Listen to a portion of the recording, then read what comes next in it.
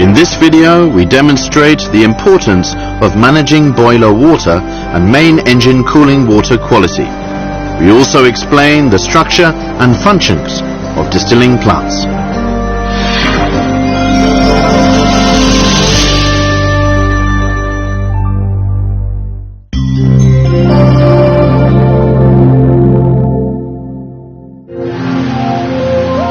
As part of their normal duties, operators of marine boilers must carefully analyze feed water, condensate and boiler water, determine a course of action based on the results of this analysis, and then take the steps dictated by the course of action.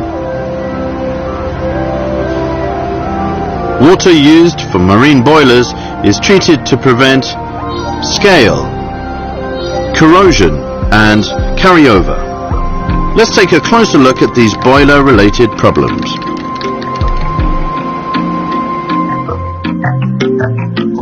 Impurities found in feed water cause trouble for boilers. Impurities include dissolved salts, such as salt electrolytes and silica, dissolved gases, such as oxygen and carbon dioxide, and oils and fats that may find their way into the boiler from the plant's drain system. When feed water impurities are subjected to thermal decomposition and chemical reaction, they produce water-insoluble substances. Some of these substances adhere to a boiler's internal heating surfaces in the form of hard scales. Scaling degrades a boiler's heat transfer performance and, through hotter surface temperatures and overheating, can cause pipes to swell and bend.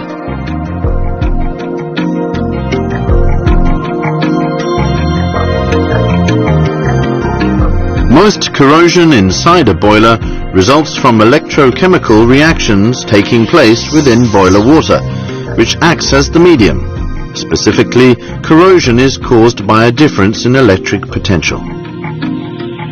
For example, if the protective iron oxide film inside the boiler is partially destroyed, a local cell forms between the exposed steel surface, the water and the protective film, and iron flows out of the anode.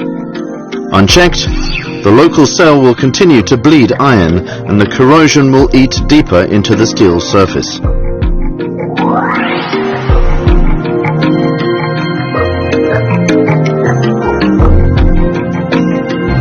Carryover takes place when boiler-generated steam leaves the boiler while still containing water droplets and impurities. A phenomenon known as priming occurs when a low-pressure area is created in the steam cloud, hindering steam separation and resulting in the generation of water droplets. Foaming is the phenomenon by which fine water droplets that have burst violently on the water surface scatter and float within the steam chest. Foaming causes hard scale to accumulate on the superheater and turbine blades, leading to corrosion.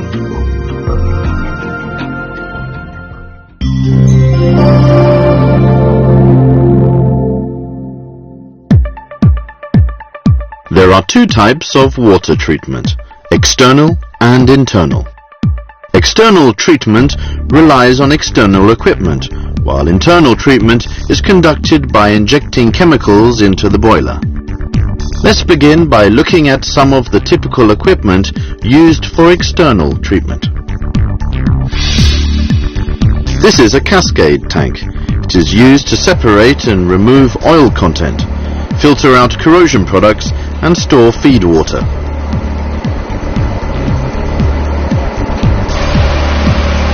For auxiliary boilers, a cleaner may be injected into the cascade tank and then sent to the boiler unit.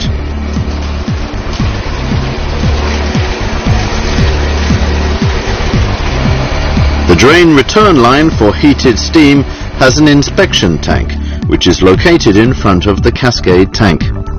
Check this tank regularly for oil content and other floating matter.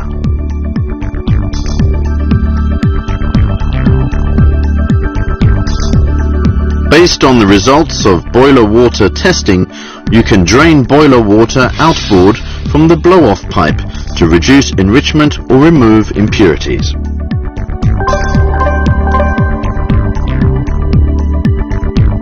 Boiler water, diesel engine cooling water, and most of the water for domestic use is distilled water produced from seawater by means of a distilling plant.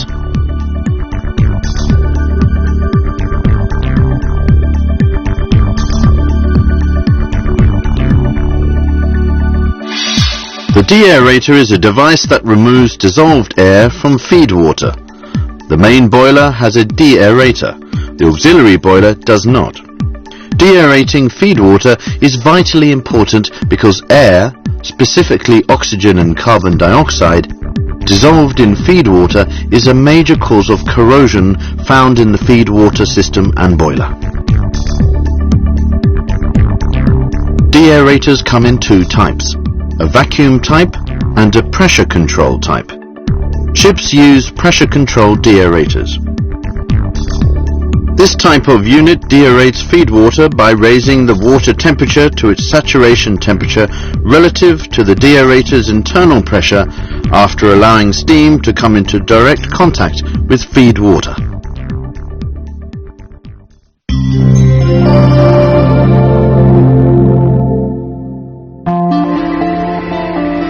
Chemicals used for internal water treatment are known generally as cleaners.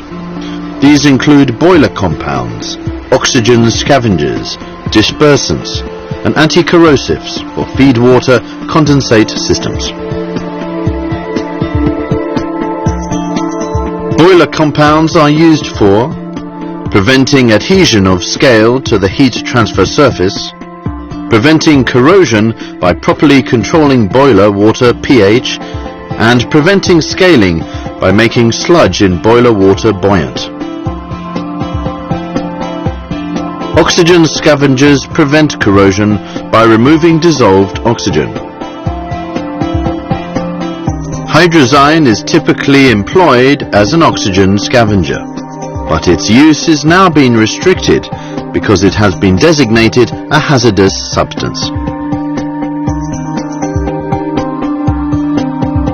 Sludge dispersants prevent scaling by dispersing sludge into buoyant fine particles. Anti-corrosives inhibit corrosion of feed water condensate systems by controlling pH. Proper boiler water quality management means paying close attention to pH or P alkalinity, phosphate ion concentration, electrical conductivity, residual hydrazine concentration, and silica.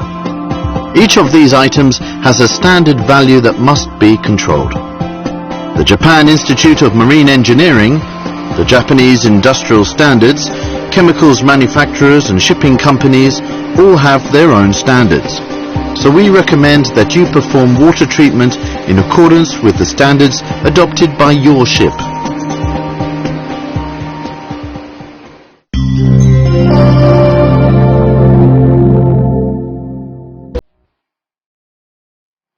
Take samples of feed and boiler water from operating boilers at least once every 2 days.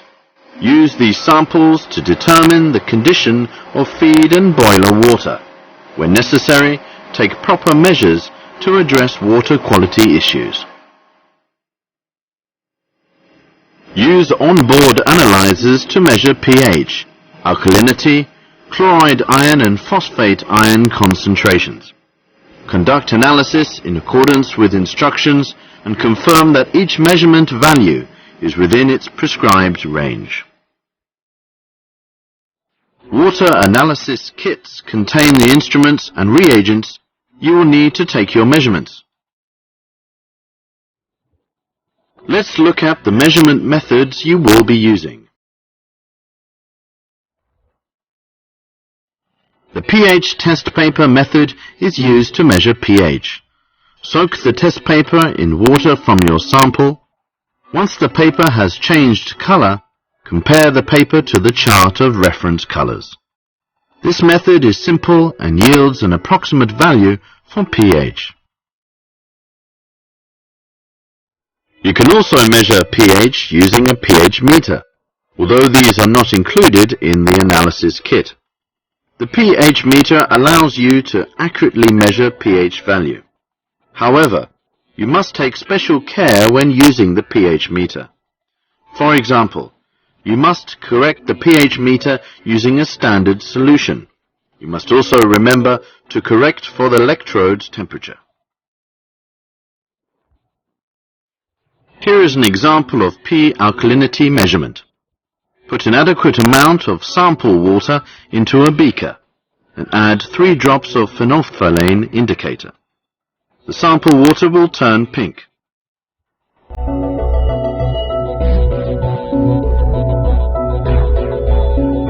Next, determine the amount of sulfuric acid consumption by titrating 1/50th prescribed sulfuric acid into the sample water until the pink color disappears.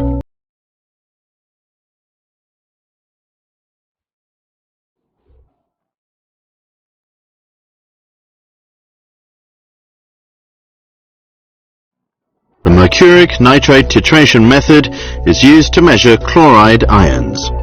Begin by putting an adequate amount of sample water into a beaker and adding 1 milliliter of chloride ion indicator potassium dichromate solution. Then titrate 0.0141 prescribed silver nitrate solution into the sample water until the yellow hue of the water turns light brown, and obtain the amount of the solution titrated.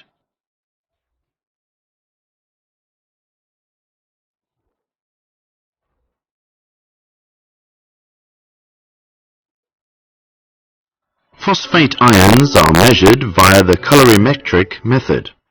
Add 1 drop of acid consumption primary indicator to the sample. The water turns pink. Then add phosphate primary reagent solution drop by drop until the pink color fades away. Now put the colorless water into a phosphate ion test tube and add phosphate secondary reagent solution. If phosphate ions are present, the sample water turns yellow.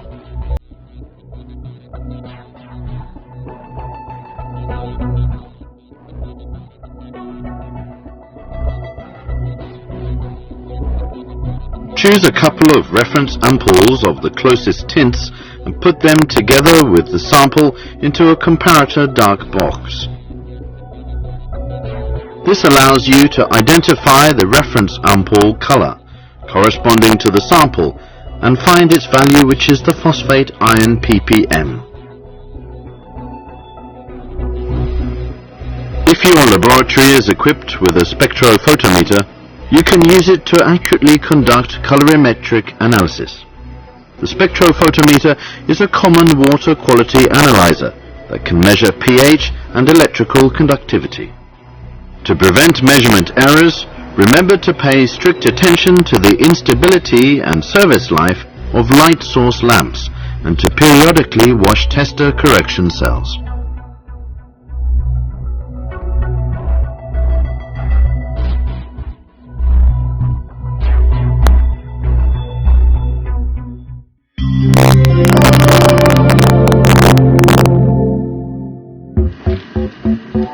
Laboratories and boiler compound makers use dedicated equipment capable of highly accurate water quality testing. Let's look at some of the instruments being used.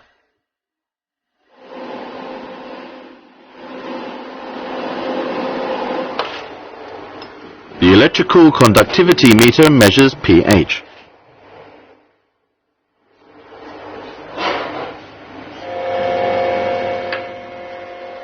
The ion chromatograph identifies ions contained in a sample.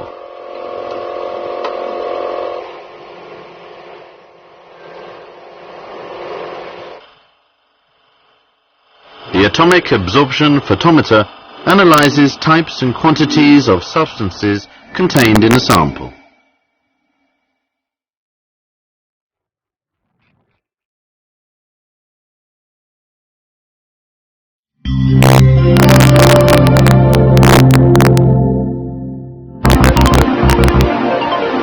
analyze water quality at least once a month and control pH level in the standard 8 to 10 range. Also control the concentration of anti-corrosive being used.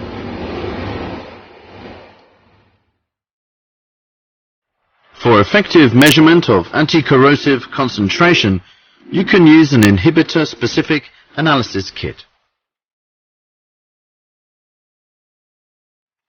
Put an adequate amount of sample water into a beaker and add solution A to it.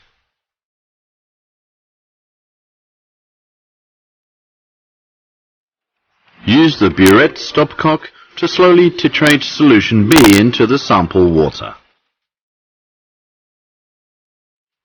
As solution B is titrated, it momentarily turns reddish purple, but the color will disappear if you mix it with the sample water by shaking the beaker. Repeat this process until the sample water turns reddish purple and the color does not disappear after the sample is left standing for a few minutes.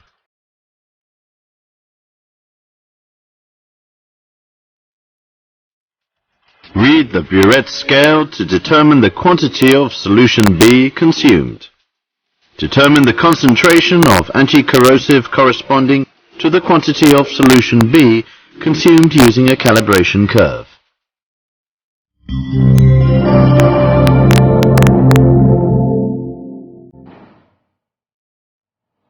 Cast iron is used for marine engine cooling water systems because of its strength. However, iron corrodes when it comes into contact with water. Common method for preventing corrosion of metallic surfaces is to use coating or plating to form a protective film. Within the marine engine cooling water system, however, it is not possible to apply coating or plating to the entire interior surface. As such, anti-corrosive treatment is conducted by adding an anti-corrosive agent to cooling water, so that an anti-corrosive film can be formed on the metal surface.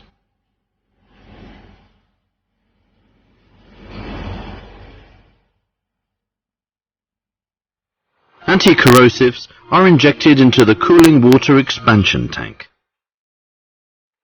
This is an anti-corrosive with sludge dispersing action.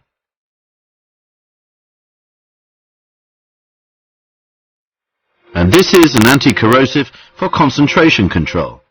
It is used together with a marine use anti-corrosive concentration measurement kit.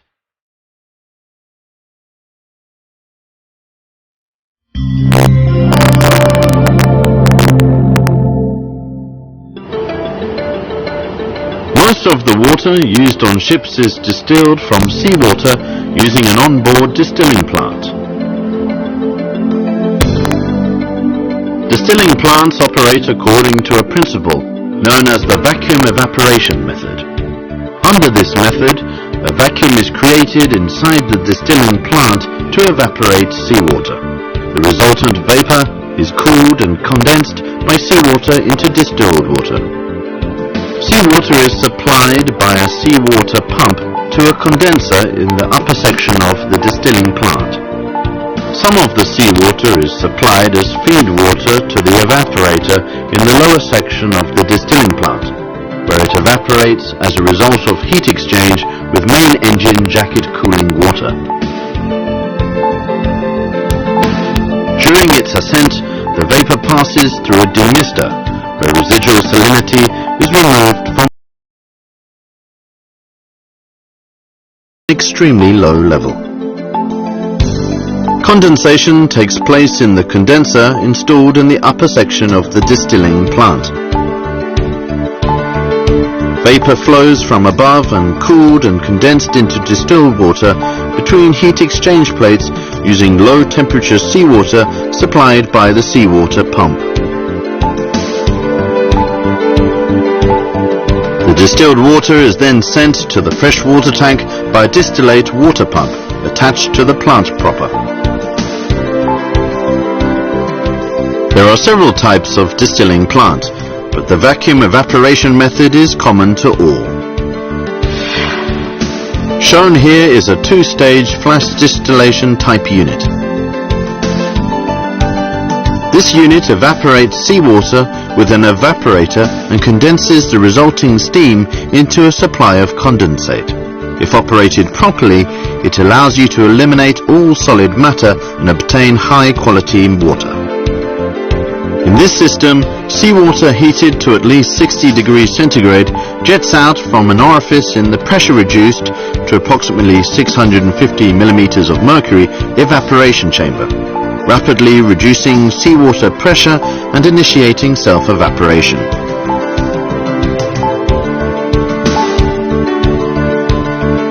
The resulting steam is then cooled and condensed in the evaporator to yield distilled water. Advances in technology have achieved greater efficiency by allowing vacuum evaporators to operate at much lower temperatures and prevent scaling. On modern turbine ships, a stable supply of high-purity distilled water has been made possible by the introduction of a dual-structure steam separation mechanism, steam separation plate and mesh separator in the evaporation chamber.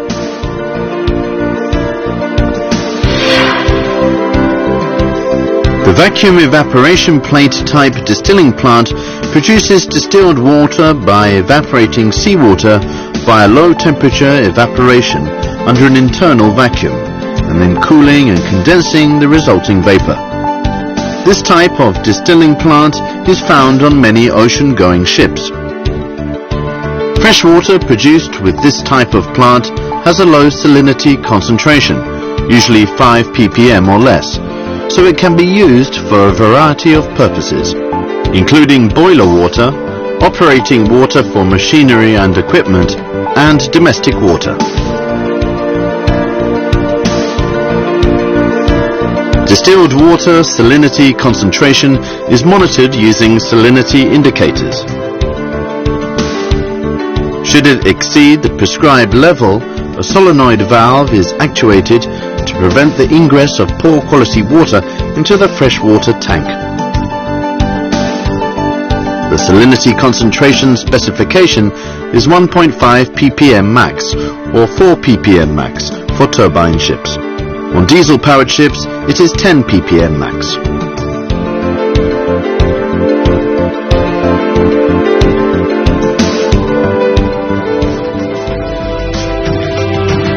To prevent accidents caused by boiler water and the cooling water system, operators must recognize the importance of water treatment and secure a constant supply of high-quality feed water, condensate and boiler water. They must also be able to acquire the practical knowledge and skills required to properly manage and maintain